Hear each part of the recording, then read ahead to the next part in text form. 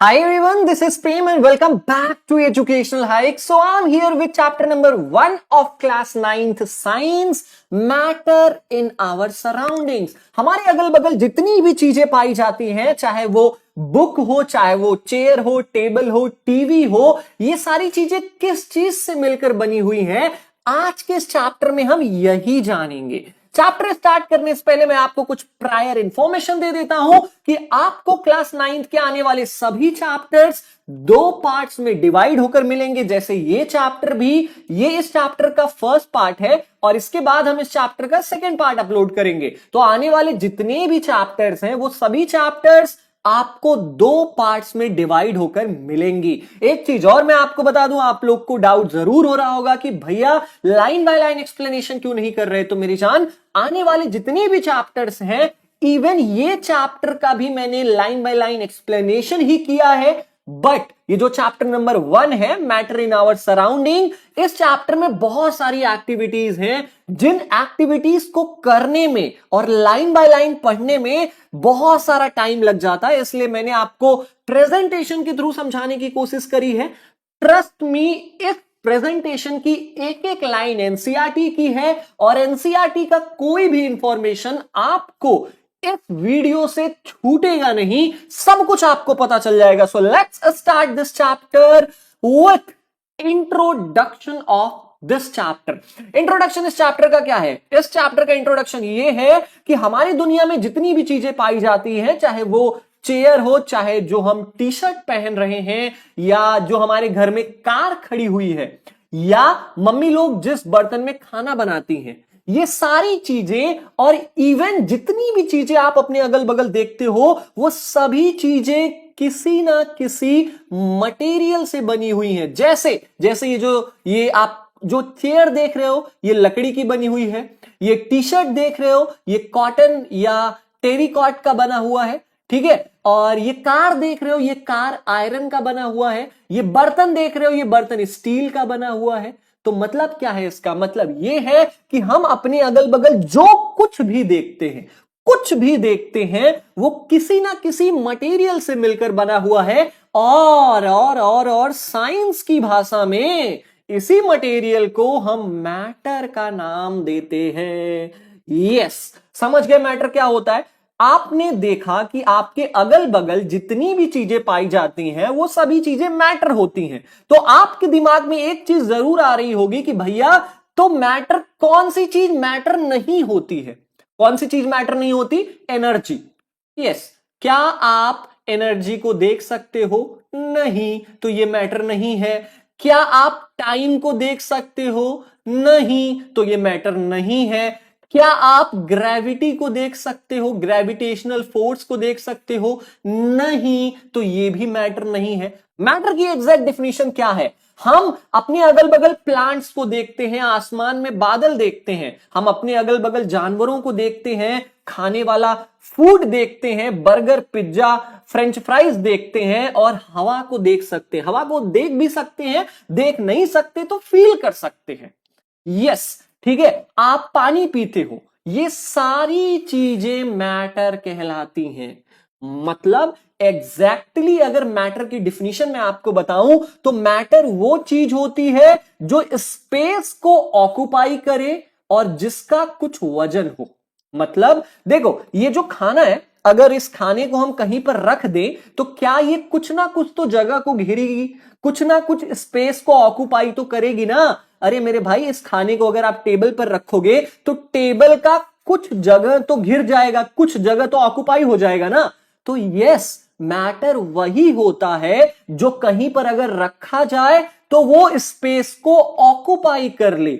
इसके साथ साथ मैटर वो भी चीजें होती हैं जिसका कोई ना कोई मास होता है, कोई ना कोई वजन होता है। जैसे देखो, ये कुछ ना कुछ ग्राम का तो जरूर होगा, 100 ग्राम, 200 ग्राम, कुछ ग्राम का तो जरूर होगा ना। तो भाई मैटर है ये। प्लांट्स जहां पर लगाया जाता है वो स्पेस को ऑक्युपाई करता है और इसका कोई ना कोई वजन भी होता है। अगर हम प्लांट्स को तराजू पर रख के तोले ना तो इसका कोई ना कोई वजन होता है। तो ये भी हमारा क्या है? मैटर है। बादल भी आसमान में होता है, तो आसमान के कुछ जगह को तो ऑक्युपाई करता है ना ये क्लाउड, तो ये भी मैटर है। हाँ हाँ हाँ, आपने कभी टाइम को देखा है क्या? क्या टाइम जगह को घेरता है क्या? क्या टाइम को हम कहीं रख सकते हैं? या टाइम का क्या कोई वजन होता है क्या? नहीं होता ना, तो ये चीज मैटर नहीं है। जो चीज स्पेस को ऑक्युपाई करे और जिसका कोई ना कोई मास हो, इसी चीज को हम मैटर का नाम देते हैं। अच्छा, मास का मतलब क्या होता है? मैं कह रहा हूं वजन होता है, तो वजन नहीं होता। मास का मतलब होता है किसी चीज का वजन, लेकिन ग्रेविटी को छोड़कर। मतलब जैसे फॉर एग्जाम्पल, हाँ ये खाना ही है, खाने में कितने पार्टिकल्स हैं, इन पार्टिकल्स का वेट कितना है, इन पार्टिकल्स का वजन कितना है, बस यही मास होता है। मास का मतलब क्या होता है? ग्रेविटी को छोड़कर किसी चीज की जितनी वजन होती है, that is known as mass. तो आई थिंक आप मैटर को बहुत अच्छे से समझ गए होंगे।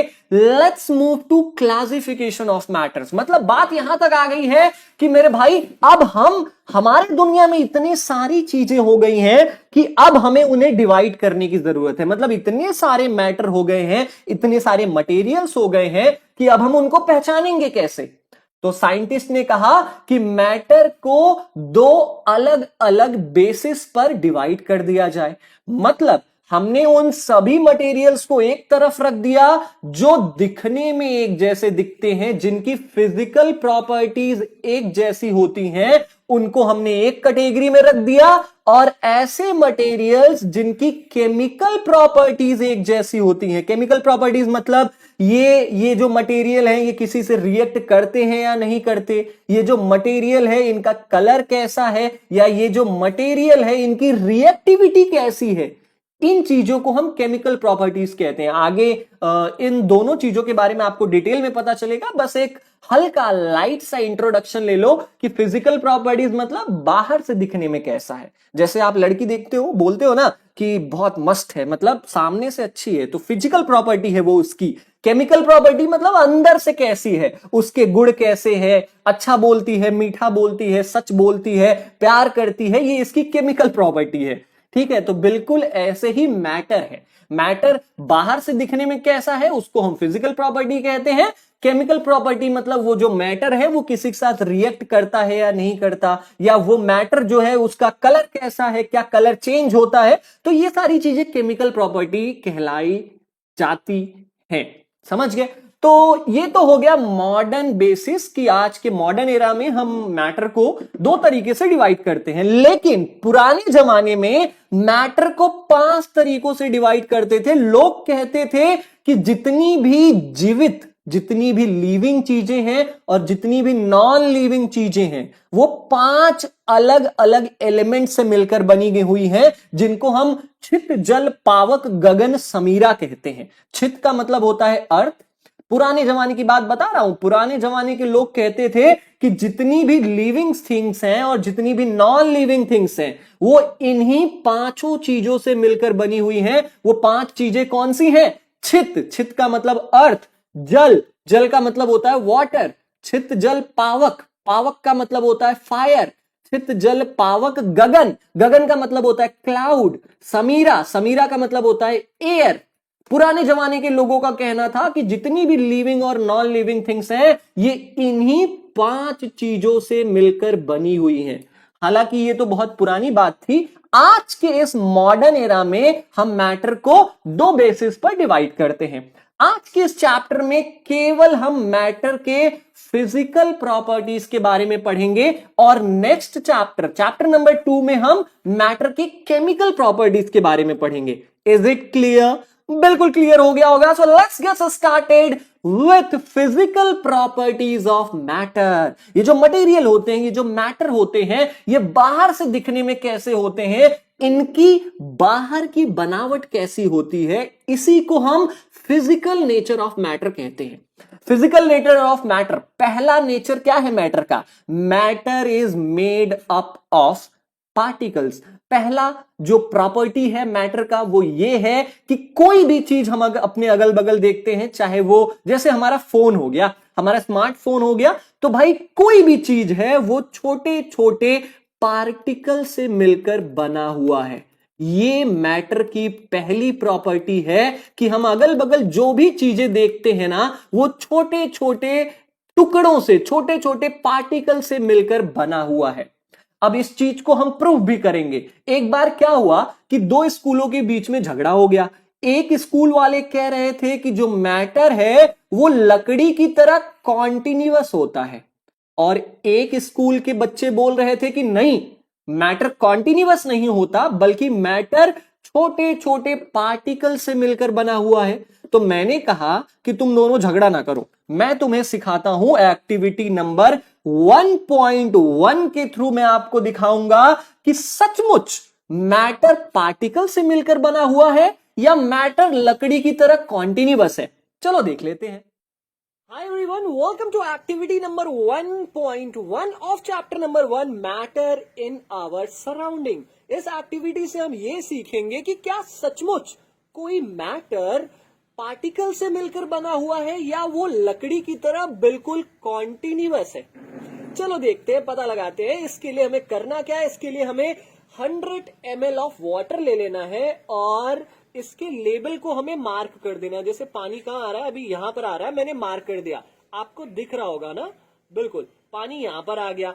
अब हम क्या करेंगे, अब हम इसमें 1 टीस्पून ऑफ शुगर मिक्स करेंगे। इस शुगर को हम डालेंगे इसमें और इसको अच्छे से मिक्स करेंगे। तब तक मिक्स करेंगे जब तक ये नीचे जो शुगर का क्रिस्टल है वो गायब नहीं हो जाता। तो जल्दी जल्दी मिक्स करते हैं, जल्दी जल्दी मिक्स करते हैं। एंड नाउ अब देखो, अब ये जो शुगर है ये पूरी तरीके से मिक्स हो चुका है। क्या आपको वाटर लेवल में कोई चेंज दिख रहा है? क्या आपको वाटर लेवल में कोई चेंज दिख रहा है? बिल्कुल दिख रहा है। जब हमने शुगर को इस वाटर में मिक्स किया ना, तो जो शुगर के पार्टिकल्स थे वो डिवाइड होकर वाटर के पार्टिकल्स के साथ मिक्स हो गए, जिसकी वजह से क्या हुआ कि वाटर का लेवल यहां से बढ़कर यहां पहुंच गया, इंक्रीज हो गया।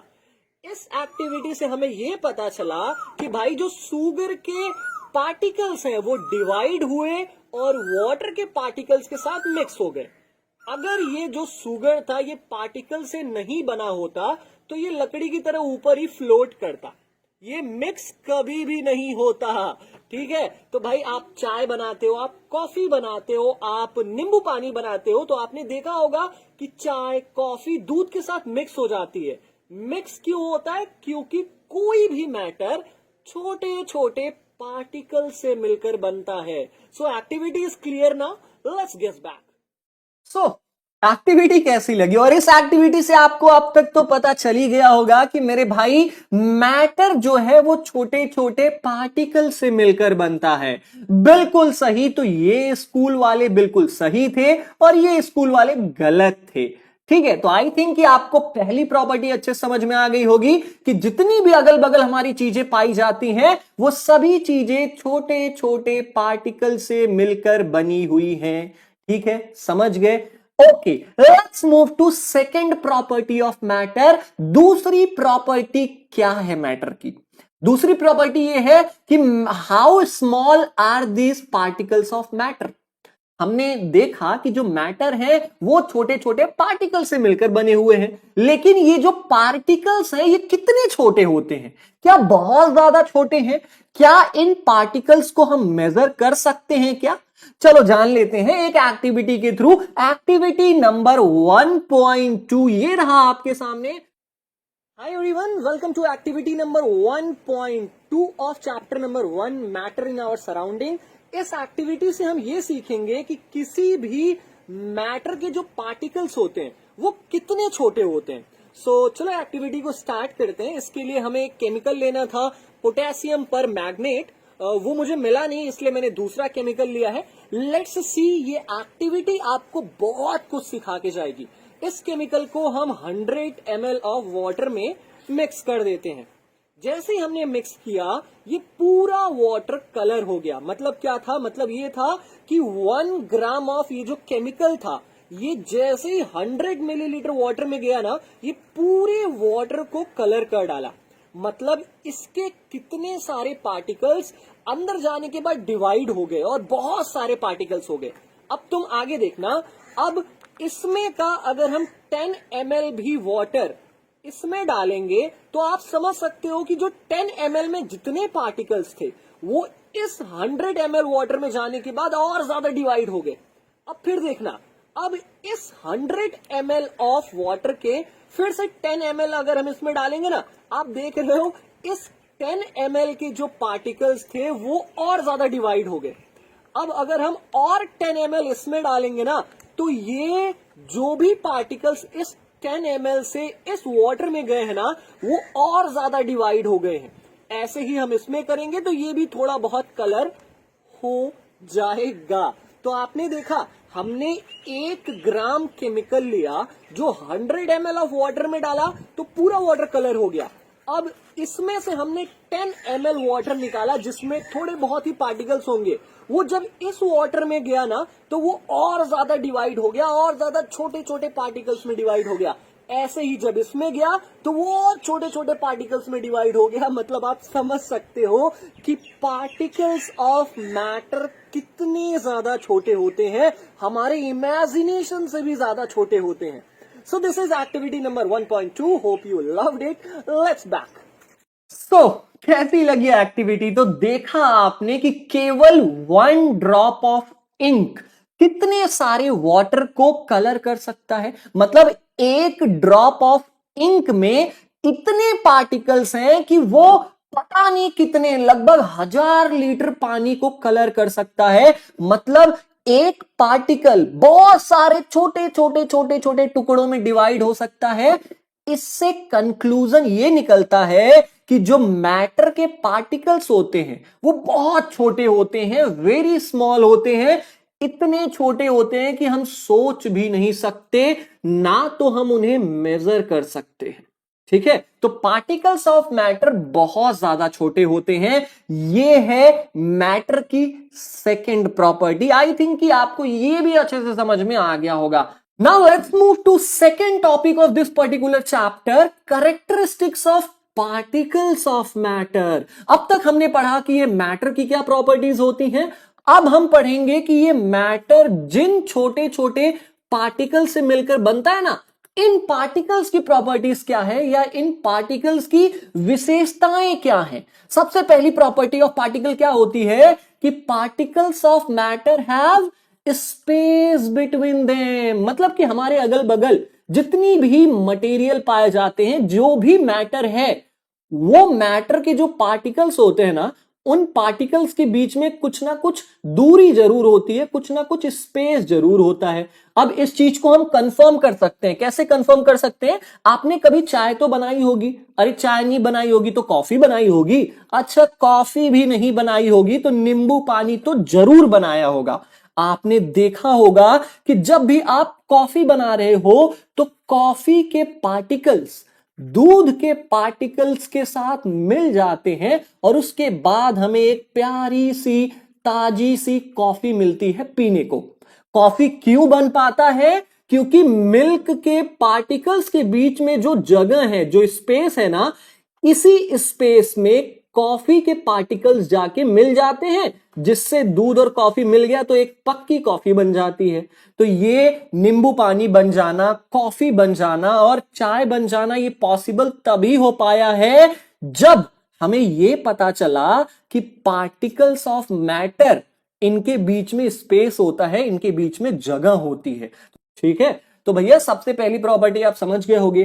Let's move to second property of particles of matter. Matter के पार्टिकल्स की दूसरी प्रॉपर्टी क्या है? दूसरी प्रॉपर्टी ये है कि दे आर कॉन्टिन्यूअसली मूविंग। मतलब कोई भी मैटर है, इनके जो पार्टिकल्स होते हैं ना, वो लगातार हिलते रहते हैं, लगातार मूव करते रहते हैं। जैसे देखो यहां पर देखो कोई एक मैटर है और मैटर के जो छोटे छोटे पार्टिकल्स हैं, ये देख रहे हो आप, मूव कर रहे हैं। जैसे ही इन पार्टिकल्स को हमने थोड़ा गर्म किया, ये थोड़ा और तेजी से मूव करने लगे। हमने इनको और गर्म किया तो ये और तेजी से मूव करने लगे। आप यहां पर देखो यहां पर आप, जैसे ही हमने इंक, एक बूंद इंक जैसे ही हमने पानी में डाली तो ये इंक के जो छोटे छोटे पार्टिकल्स है ना, वो पानी में ऑटोमेटिकली मूव कर रहे हैं।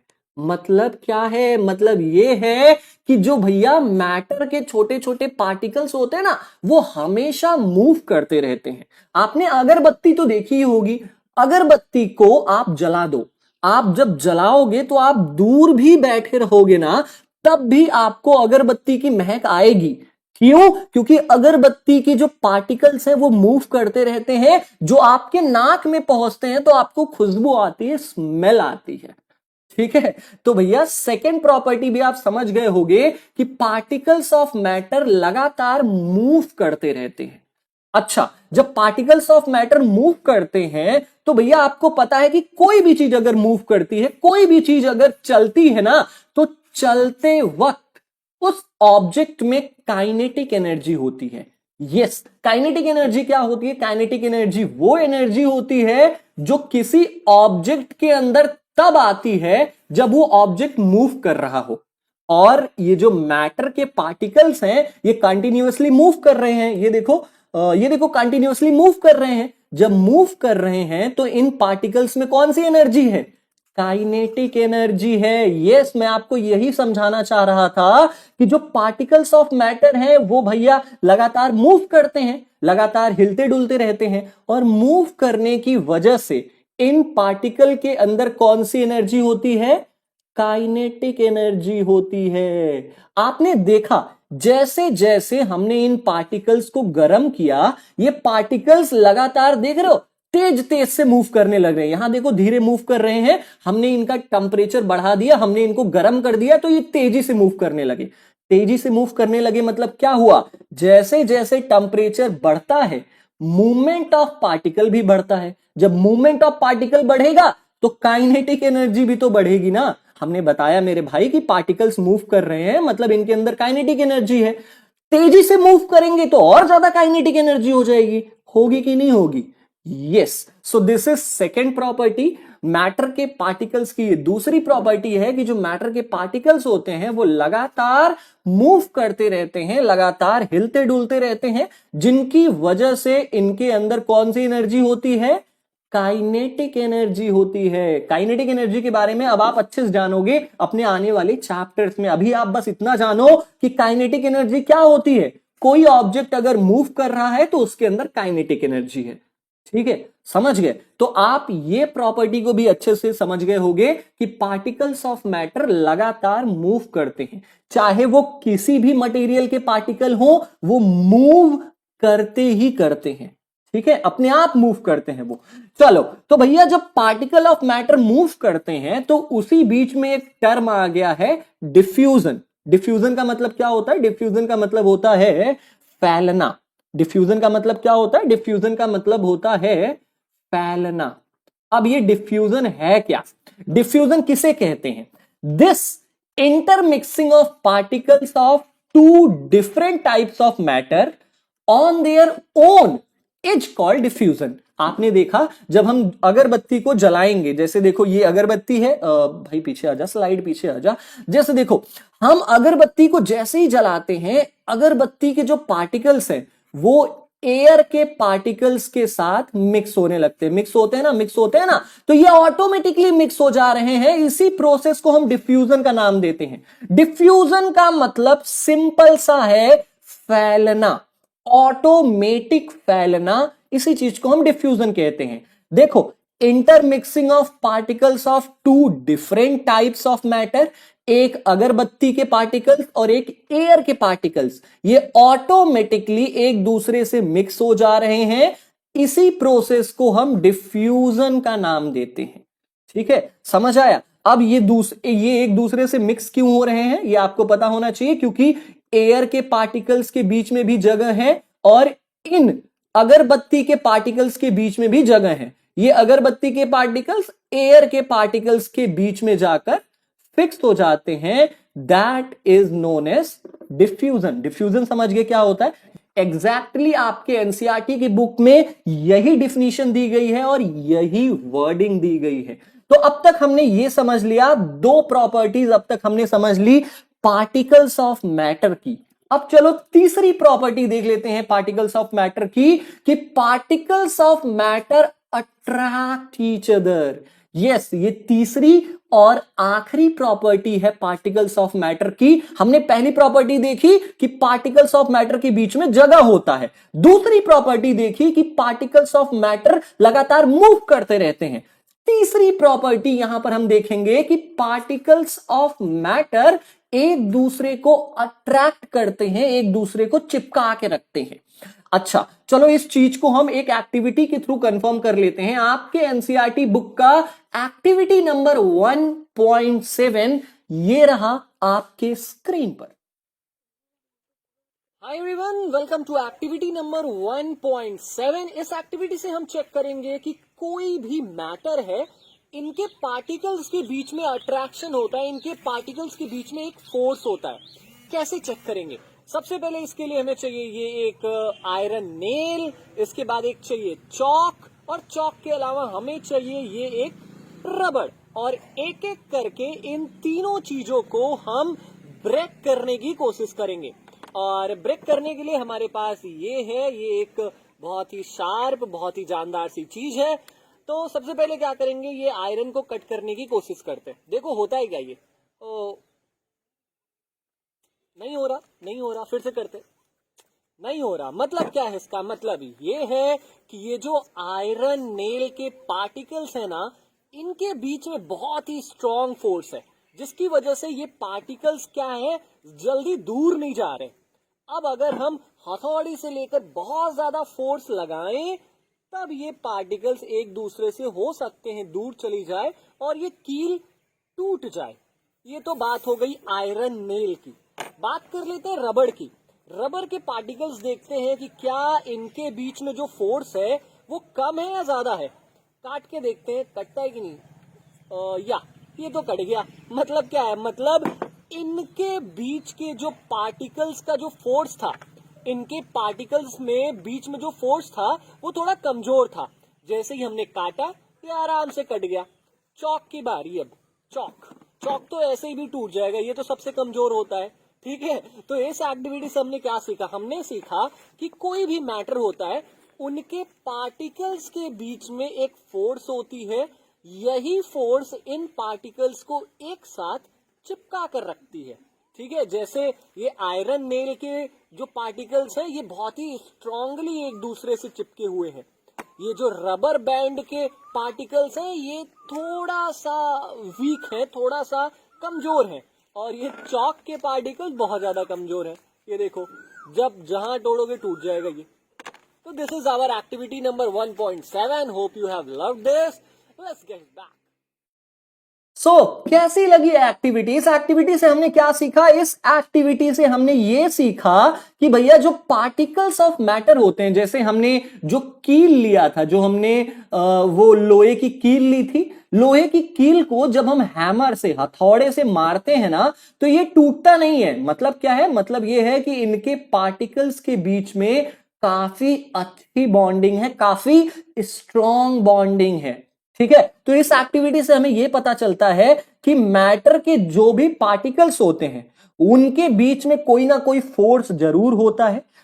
फोर्स है, इस वजह से ये पार्टिकल्स एक दूसरे से चिपके हुए हैं। जैसे कील छोटे छोटे पार्टिकल से मिलकर बना हुआ है। अगर इन पार्टिकल्स के बीच में फोर्स नहीं रहता, तो ये लोहे की कील बनाना संभव ही नहीं था। ये छोटे छोटे टुकड़ों में डिवाइड होकर ऐसे ही गिरा पड़ा रहता। ठीक है, तो हमें इस एक्टिविटी से क्या पता चला? इस एक्टिविटी से हमने ये देखा कि सचमुच मैटर के जो पार्टिकल्स होते हैं ना, उनके बीच में कोई ना कोई फोर्स जरूर होती है, जिसकी वजह से ये एक दूसरे से क्या रहते हैं? चिपक कर रहते हैं। This force keeps the particles together. अच्छा, the strength of this force of attraction varies from one kind of matter to another. आपने देखा जो आयरन के पार्टिकल्स हैं वो थोड़ा ज्यादा स्ट्रांगली चिपके हुए हैं, ठीक है। जो रबड़ बैंड के पार्टिकल्स हैं वो थोड़े से वीक हैं, लिटिल वीक हैं वो, ठीक है, little week.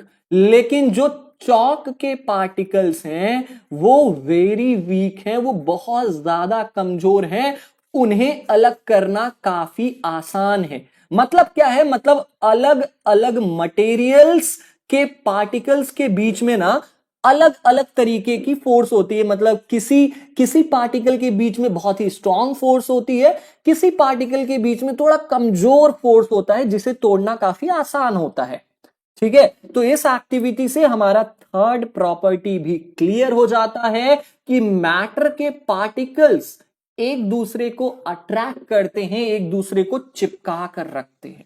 Okay, now let's move to third topic of this chapter, states of matter। हमारे अगल बगल जितनी भी चीजें पाई जाती हैं वो ज्यादा से ज्यादा 3 अवस्थाओं में पाई जाती हैं या 3 फॉर्म्स में पाई जाती हैं, जिसमें से सबसे पहला स्टेट ऑफ मैटर है सॉलिड। हमारे अर्थ पर मैक्सिमम चीजें सॉलिड हैं, चाहे वो आप जिस स्मार्टफोन में इस वीडियो को देख रहे हो या आपकी टीवी हो गई, आपका पेंसिल, इरेजर, आपका कंप्यूटर, ये सभी चीजें सॉलिड के फॉर्म है।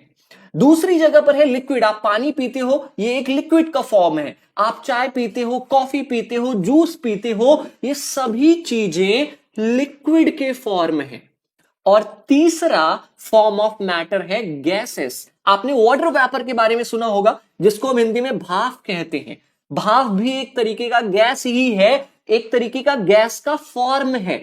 ऑक्सीजन ये भी एक तरीके का गैस है, ठीक है। तो हमारे अगल बगल जितने भी मैटर जिनको हम ऑब्जेक्ट कहते हैं या जितनी भी चीजें हमारे अगल बगल पाई जाती हैं वो या तो सॉलिड होती हैं, या तो लिक्विड होती हैं, या तो गैसेस होती हैं। होती है कि नहीं होती? कोई ऐसी चीज तो नहीं है जो सॉलिड, लिक्विड, गैस तीनों ना हो। अरे नहीं, कोई ऐसी चीज नहीं है मेरे भाई, क्योंकि इस दुनिया में जितनी भी चीजें पाई जाती हैं वो या तो सॉलिड है, या लिक्विड है, या गैसेस हैं। Got it? Okay, let's move to सबसे पहला वाला टॉपिक, सॉलिड स्टेट क्या होता है या सॉलिड्स कहते किसे हैं। ठोस पदार्थ, आपने हिंदी में नाम सुना होगा, ठोस पदार्थ ही सॉलिड कहलाता है। आप इसके बारे में पहले से भी जानते हो, फिर भी मैं बता देता हूं। सॉलिड्स जो होते हैं उनका शेप डेफाइनाइट होता है, उनका शेप बिल्कुल फिक्स होता है। अगर कोई सॉलिड ऐसे सर्कल है तो वो हमेशा सर्कल ही रहता है। सॉलिड्स की बाउंड्रीज भी फिक्स होती हैं। जैसे देखो ये क्यूब है, इसका बाउंड्री बिल्कुल फिक्स है कि यहां से यहां तक, यहां से यहां तक, यहां से यहां तक, यहां से यहां तक।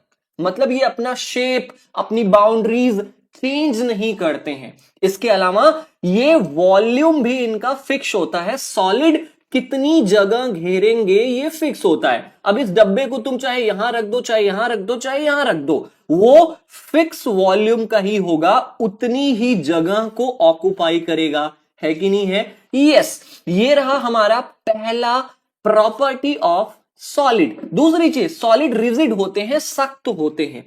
सख्त होते हैं मतलब आप इस जीआईएफ में देख सकते हो कि सॉलिड्स टूट जाएंगे लेकिन अपने शेप को चेंज नहीं करेंगे। क्यों? क्योंकि सभी सॉलिड्स रिजिड होते हैं, सख्त होते हैं। अगर हम सॉलिड्स में ज्यादा फोर्स लगाएंगे, अगर हम हथौड़ी से मारने की कोशिश करेंगे तो वो टूट जाएंगे लेकिन अपना शेप चेंज नहीं करेंगे। इसका मतलब सॉलिड्स बिल्कुल सख्त होते हैं, रिजिड होते हैं। ये है सॉलिड्स की दूसरी प्रॉपर्टी। प्रॉपर्टीज याद रखना यार सॉलिड की। सॉलिड की property, definite shape, distinct boundaries, fixed volume. दूसरा प्रॉपर्टी क्या है कि सॉलिड सख्त होते हैं, रिजिड होते हैं। Now third property of solid, solids have negligible compressibility. क्या आप किसी ठोस पदार्थ को दबा सकते हो? क्या इसको सिकोड़ सकते हो क्या? अच्छा, कोई भी चीज ले लो, अपना स्मार्टफोन ले लो। अब अपने स्मार्टफोन को दबाने की कोशिश करो, क्या तुम अपने स्मार्टफोन को कंप्रेस कर पाते हो? कभी नहीं कर पाओगे। आपका फोन टूट जाएगा लेकिन दबेगा नहीं, सिकुड़ेगा नहीं। तो जितने भी सॉलिड्स होते हैं वो कंप्रेस नहीं होते, उन्हें हम दबा नहीं सकते हैं। फोर्थ प्रॉपर्टी ऑफ सॉलिड ये होती है कि भाई जितने भी सॉलिड्स होते हैं ना, सॉलिड के जो पार्टिकल्स होते हैं वो बिल्कुल पास पास में होते हैं, क्लोजली पैक्ड होते हैं। और इसी वजह से किसी भी सॉलिड को अगर हमें तोड़ना है ना, तो हमें थोड़ा ज्यादा फोर्स लगानी होती है, क्योंकि इनके पार्टिकल्स बिल्कुल नजदीक होते हैं, ये आसानी से टूटते नहीं है। So this is all about solid. I hope आपको कि सॉलिड का मतलब बिल्कुल पता चल गया होगा। अच्छा, आपके क्लास 9 के चैप्टर नंबर 1 का ही कुछ क्वेश्चन है सॉलिड्स को लेकर, जो हमारे मन में डाउट आता है ना, 3-4 डाउट यहां पर हैं जो मैं आपको सॉल्व करने की कोशिश करूंगा। ये एग्जैक्टली एनसीईआरटी की लाइंस हैं, तो बिल्कुल बेफिक्र होकर पढ़ो, आपको कंप्लीट इंफॉर्मेशन इस वीडियो में दी जा रही है। सबसे पहला डाउट बच्चों का होता है कि रबर का क्या भैया, रबर बैंड अपना शेप चेंज कर देता है। जब हम रबर बैंड को ऐसे खींचते हैं ना, तो रबर बैंड खिंच जाता है, स्ट्रेच हो जाता है। लेकिन हमने सुना है कि भाई सॉलिड तो अपना शेप चेंज नहीं करते हैं, तो क्या रबर सॉलिड है या क्या है ये रबर हमारा? तो मैं आपको बता दूं कि रबर बिल्कुल सॉलिड है। क्यों? क्योंकि रबर तभी अपना शेप, तभी अपना आकार चेंज करता है जब हम उस पर फोर्स लगाते हैं। जब हम उस पर सिर्फ फोर्स हटा लेते हैं तो वापस वो उसी स्टेट में आ जाता है। ये देखो, हम रबर को खींच रहे हैं, रबर खिंच जा रहा है। जब हम अपने फोर्स को हटाएंगे, वापस रबर अपनी ही अवस्था में आ जाएगा। मतलब रबर सॉलिड है, बस अगर हम उस पर फोर्स लगाते हैं तो वो क्या होता है, अपना शेप को चेंज कर देता है। ठीक है, चलो सेकंड डाउट आता है कि सुगर आपने देखा होगा, आपने नमक भी देखा होगा। ये जो सुगर और सॉल्ट होते हैं, ये जिस डब्बे में रखे जाते हैं उसी डब्बे का शेप ले लेते हैं। लेकिन हमने सुना है कि सॉलिड तो अपना शेप चेंज नहीं करते हैं, तो क्या ये सुगर और सॉल्ट अपना शेप चेंज करते हैं? तो क्या ये सॉलिड नहीं है? क्या ये सॉलिड नहीं है? बिल्कुल है। क्यों? क्योंकि एक सुगर का क्रिस्टल, चाहे वो डब्बे में रखा जाए, चाहे वो टेबल में रखा जाए, चाहे वो फर्श पर रखा जाए, वो रहेगा अपने ही शेप का। बस जिस डब्बे में उसे रखा जाता है वो डब्बे के शेप में चले जाते हैं। ऐसा तो नहीं है ना कि चीनी हमारा पहले ऐसा है, डब्बे में रखने के बाद गोल हो जाता है, ऐसा तो नहीं होता ना। तो भाई सुगर और सॉल्ट अपना शेप चेंज नहीं करते, बल्कि डब्बे में रखने जाने की वजह से क्या होता है, उनको लगता है ऐसा कि वो अपना शेप चेंज कर लिए हैं। ठीक है, now let's move to third doubt of solid state. Spongy आपने नाम सुना होगा, जिसको हम कहते हैं सोखता। ठीक है, अच्छा हमने ये भी सुना है कि सॉलिड्स को हम प्रेस नहीं कर सकते हैं, सॉलिड्स को हम दबा नहीं सकते हैं। लेकिन ये जो स्पॉन्जी है, इसको तो हम आसानी से दबा ले रहे हैं। तो क्या ये स्पॉन्जी सॉलिड नहीं है? है, बिल्कुल है। क्योंकि जो स्पॉन्जी होता है, जो सोखता होता है ना, उसके अंदर छोटे छोटे होल्स होते हैं। अब इन होल्स में एयर भरा हुआ होता है। जैसे ही हम इस स्पॉन्ज को प्रेस करते हैं, एयर बाहर निकल जाती है। ठीक है, तो ये भैया, ये स्पॉन्ज तो अपना शेप का ही है, लेकिन इसके अंदर जो एयर था वो बाहर निकल आया है। ठीक है, तो ये 3 मेजर डाउट बच्चों को होते हैं सॉलिड्स को लेकर, कि रबर बैंड सॉलिड है कि नहीं है, तो वो भी है। सुगर और सॉल्ट जिस डब्बे में रखा जाता है उस डब्बे का शेप ले लेता है, तो क्या ये सॉलिड है? बिल्कुल है। और वैसे ही स्पॉन्ज, सोखता जिसको हम कहते हैं, क्या ये सॉलिड है? क्योंकि स्पॉन्ज को हम आसानी से प्रेस कर सकते हैं। तो बिल्कुल स्पॉन्ज हमारा सॉलिड है, क्योंकि स्पॉन्ज में छोटे छोटे होल्स होते हैं, जिन होल्स में हवा भरी रहती है। जैसे ही हम इसे दबाते हैं, हवा बाहर निकल जाती है। Got it? Okay, let's move to second form of matter, liquid state. Liquid किसे कहते हैं? लिक्विड किसे कहते हैं भाई? लिक्विड किसे कहते हैं, ये तो बताने की जरूरत है ही नहीं।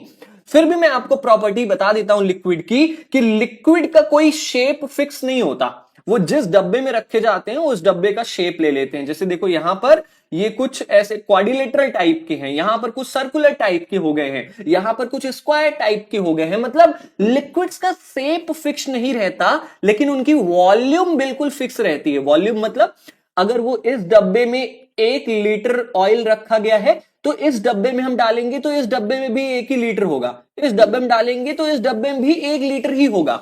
अपना वॉल्यूम चेंज नहीं करते हैं लिक्विड्स, बट शेप चेंज कर लेते हैं।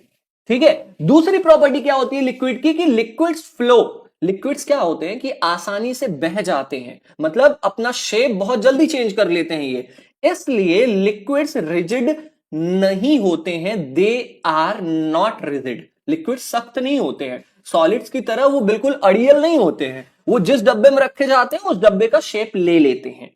Got it? Okay, now third property of liquid कि लिक्विड्स हैव लिमिटेड कंप्रेसिबिलिटी। हमने देखा कि हम सॉलिड्स को बिल्कुल नहीं दबा सकते हैं, लेकिन लिक्विड्स को हम कुछ हद तक दबा सकते हैं। मतलब जैसे फॉर एग्जांपल लिक्विड यहां तक है तो हम बहुत करेंगे, थोड़ा सा नीचे ले आकर यहां तक लिक्विड्स को कंप्रेस कर सकते हैं।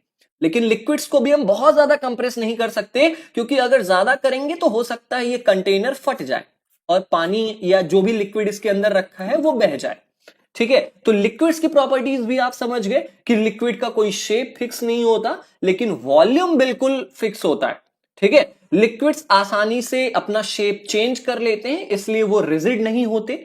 तीसरी चीज, लिक्विड्स की कंप्रेसिबिलिटी लिमिटेड होती है, मतलब हम लिक्विड्स को दबा तो सकते हैं लेकिन कुछ हद तक। ठीक है, okay, let's move to diffusion in liquids. हम जानते हैं कि लिक्विड्स के अंदर कोई भी चीज हो वो आसानी से घुल जाती है, चाहे वो हम चीनी या नमक डालें इस पानी में वो भी घुल जाएगा। हम कोई डेटॉल लिक्विड होता है ना, हम डेटॉल को भी इस पानी में अगर डालते हैं तो वो भी आसानी से घुल जाता है। और लिक्विड्स के अंदर गैसेस तो ऑलरेडी मौजूद ही रहते हैं, जैसे हमारे पीने वाले पानी में ऑक्सीजन मौजूद रहता है।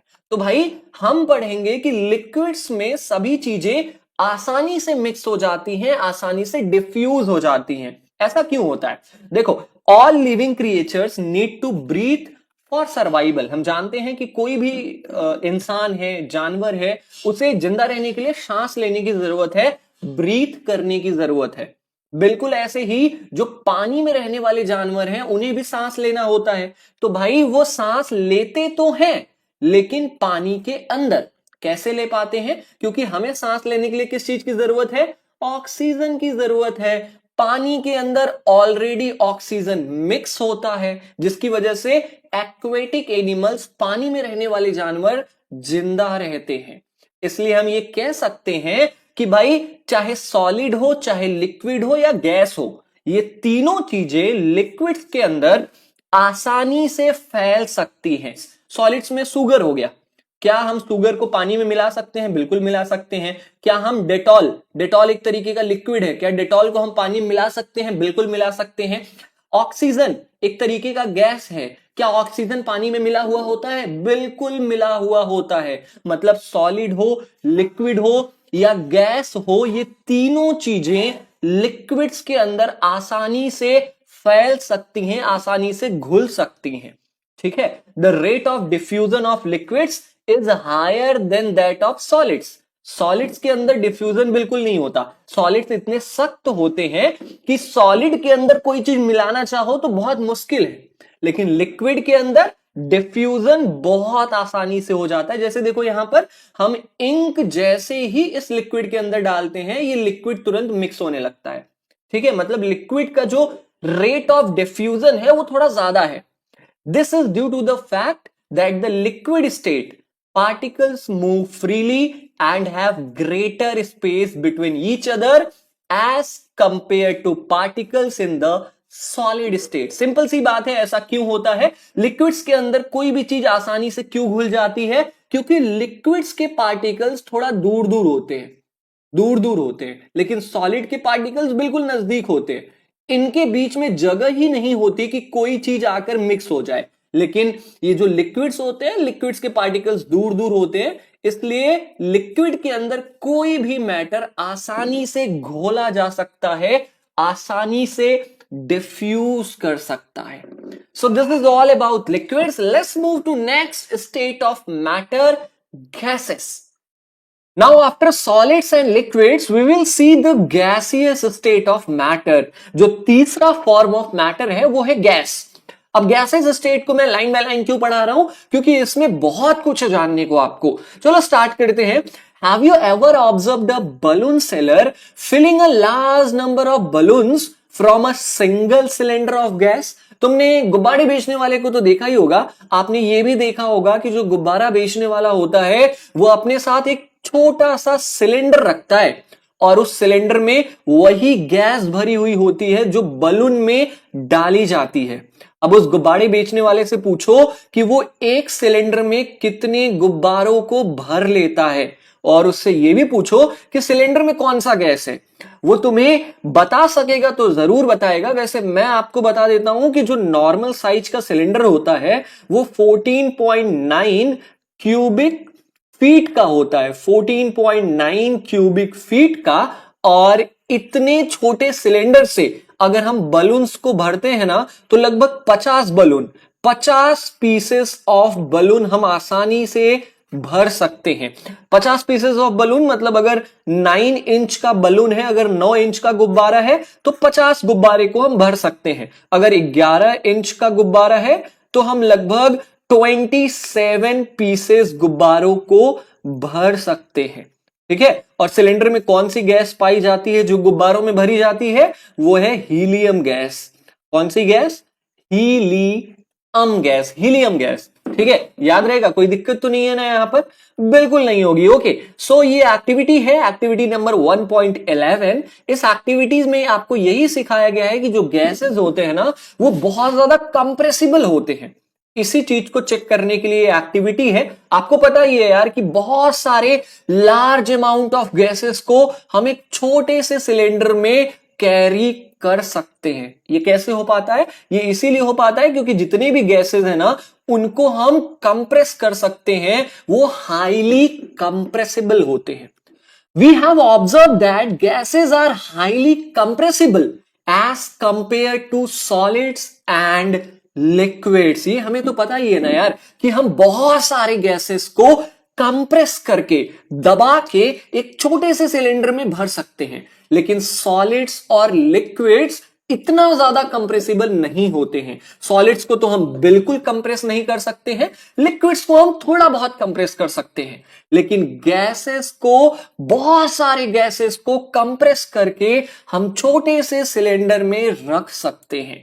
जैसे इसका एग्जांपल है एलपीजी सिलेंडर। आपके घरों में खाना बनाने के लिए जो सिलेंडर आता है एलपीजी सिलेंडर, उस सिलेंडर में बहुत सारी गैसेस कंप्रेस करके छोटे से सिलेंडर में डाल दिया जाता है। बिल्कुल ऐसे ही हमारे हॉस्पिटल में जो ऑक्सीजन सिलेंडर होता है ना, उस सिलेंडर में भी ऑक्सीजन गैस को, बहुत ज्यादा ऑक्सीजन गैस को कंप्रेस करके उस सिलेंडर में भर दिया जाता है। वैसे ही जो सीएनजी गैस होता है, सीएनजी का फुल फॉर्म ही होता है compressed natural gas. CNG as a petrol diesel का अल्टरनेटिव यूज होता है। हमारी गाड़ियों में आज सीएनजी का यूज होने लगा है। ठीक है, तो सीएनजी भी एक तरीके का कंप्रेस्ड गैस है। बहुत सारे सीएनजीस को हम छोटे से सिलेंडर में कंप्रेस करके रख सकते हैं। ठीक है, due to its high compressibility, large volumes of gas can be compressed into a small cylinder and transported easily. ये जो गैसेस हैं ये बहुत ज्यादा कंप्रेस हो सकते हैं, और यही कारण है कि हम बहुत सारे गैसेस को छोटे से सिलेंडर में कंप्रेस करके फिल कर सकते हैं और उसे आसानी से कहीं भी ले जा सकते हैं। ठीक है, तो ये गैसेस का एक एडवांटेजेस है कि गैसेस बहुत ज्यादा कंप्रेसिबल होते हैं, इसलिए हम उन्हें छोटे से सिलेंडर में कहीं भी ले जा सकते हैं और ले आ सकते हैं।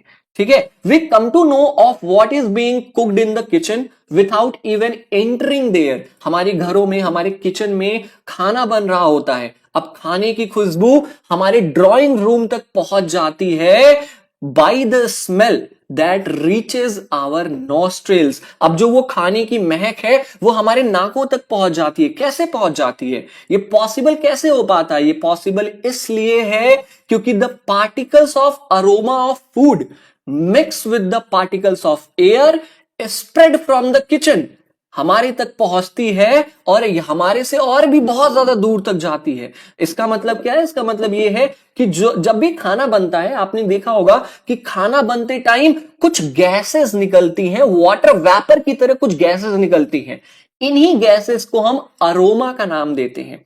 अब ये अरोमा गैसेस जो होती हैं ये हवा के पार्टिकल के साथ मिल जाती हैं और जहां जहां हवा जाती है वहां वहां इस खाने की खुशबू पहुंच जाती है। The smell of hot cooked food reaches us in seconds. हमने देखा है कि अगर खाना गर्म है तो उसकी खुशबू हमारे तक बहुत जल्दी पहुंच जाती है, लेकिन वहीं पर अगर हम सॉलिड और लिक्विड के डिफ्यूजिंग कैपेसिटी के बारे में बात करें तो सॉलिड और लिक्विड्स की खुशबू हमारे तक इतनी जल्दी नहीं पहुंचती है जितना गैसेस की पहुंच जाती है। अगरबत्ती जलती है तो उसमें से गैस निकलती है ना, वो गैस हवा के साथ मिक्स होती है और हमें खुशबू आ जाती है। वैसे ही हम परफ्यूम लगाते हैं, परफ्यूम के पार्टिकल्स हवा के साथ मिक्स होते हैं और हमारे तक पहुंचते हैं, जिससे हमें परफ्यूम की खुशबू आती है।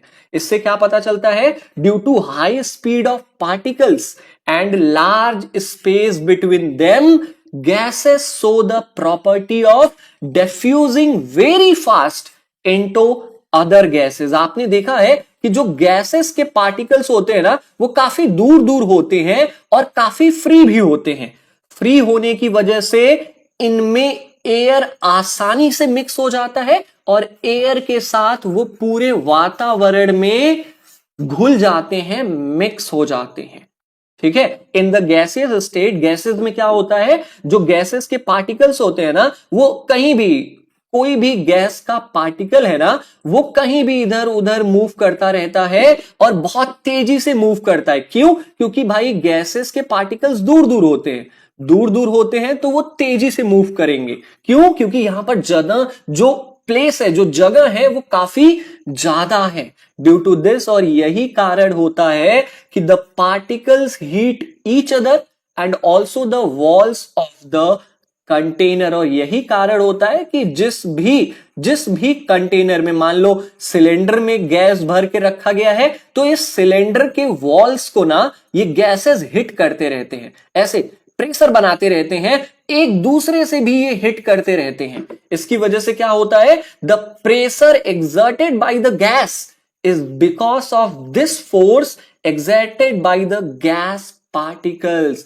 अब देखो, हमारा जो बलून होता है, जब भी बलून को हम फोड़ते हैं तो बहुत तेजी से आवाज आती है। क्यों? क्योंकि गैसेस के जो पार्टिकल्स है ना, वो बार बार बलून के दीवालों को हिट कर रहे हैं, जिसकी वजह से क्या होता है, थोड़ी सी भी जगह मिलती है ना, तो ये सारे गैसेस एक साथ बूम आवाज करके निकल जाते हैं। ठीक है। Gases, the pressure exerted by the gas is because of this force exerted by the gas particles per unit area on the walls of the container. यही बताया गया है कि जो बलून होता है, बलून में हम अगर गैसेस को फिल करते हैं तो ये जो पार्टिकल्स होते हैं गैसेस के, वो एक दूसरे को हिट करते हैं। इसके साथ साथ ये बलून के दीवार को भी हिट करते हैं, जिससे बलून पर प्रेशर बनता है और बलून पूरा फुला हुआ होता है। जैसे ही थोड़ी सी जगह मिलती है, सारी गैसेस यही एक जगह से निकलने की कोशिश करती हैं, जिससे बलून फट जाता है और बहुत तेज से आवाज भी करता है। ठीक है। अब ये जो फिगर आपके सामने दिखाया गया है ना, इसमें सॉलिड के पार्टिकल्स दिखाए गए हैं, लिक्विड के पार्टिकल्स और गैसेस के पार्टिकल्स। आप क्लियरली देख सकते हो कि सॉलिड के पार्टिकल्स बहुत ज्यादा पास हैं, इसलिए सॉलिड के पार्टिकल्स बहुत ज्यादा मूव नहीं करते हैं। वहीं लिक्विड के पार्टिकल्स थोड़ा थोड़ा दूर हैं, इसलिए ये थोड़ा सा तेज मूव करते हैं सॉलिड्स के कंपैरिजन में। और वहीं पर जो गैसेस होते हैं, गैसेस के पार्टिकल्स काफी दूर होते हैं, इसलिए ये बहुत तेजी से मूव करते हैं सॉलिड्स और लिक्विड्स के कंपैरिजन में। सबसे तेज किसी के पार्टिकल मूव करते हैं तो वो है गैसेस के पार्टिकल्स। सो आई होप कि आपको ये तीनों फॉर्म ऑफ मैटर समझ में आ गया होगा, solid, liquid and gases. We will start a new topic from our next video. Next video हमारा इस चैप्टर का लास्ट वीडियो होगा। इस वीडियो को भी देखो और उस वीडियो को भी जरूर देखना। मिलते हैं अपने एक और नए मजेदार वीडियो के साथ, तब तक के लिए जय हिंद।